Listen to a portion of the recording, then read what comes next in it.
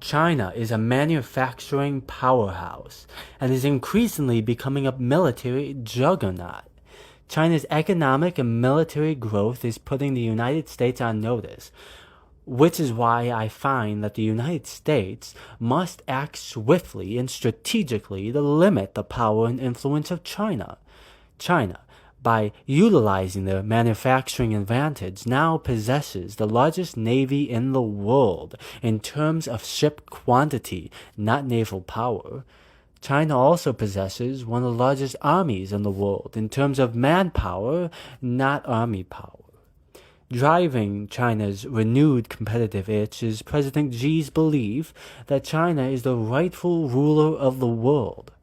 Through an ancient idea that China possesses the mandate of heaven, many Chinese officials believe that, much like how Russia thinks, the United States must be overcome. The mandate of heaven is an ancient idea from China's imperial past, stating that China not only had the right, but they also had the duty from heaven to rule over the world. One way to accomplish this is by military force, which could explain China's military buildup over the past decade. In fact, it's increasingly believed that Xi has stated that China is planning to invade Taiwan by 2027. This is a direct threat to the United States' national security interests, especially since Taiwan accounts for nearly 90% of all semiconductor manufacturing in the world.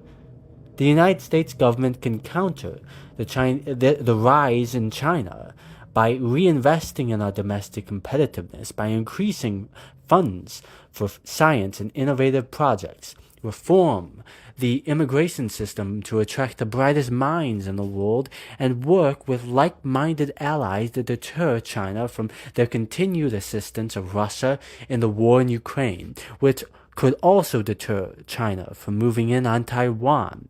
Firstly, by reinvesting in our domestic competitiveness, the United States must also look to bring back manufacturing from abroad and work to make semiconductors domestically in order to counter any type of move that China may make on Taiwan. Finally, the United States needs to counter China's Belt and Road Initiative by offering economic partnerships with nations in the developing world. By doing so, we can use our soft power to bring those nations closer to our sphere and cut off China's influence and expansion into the global south.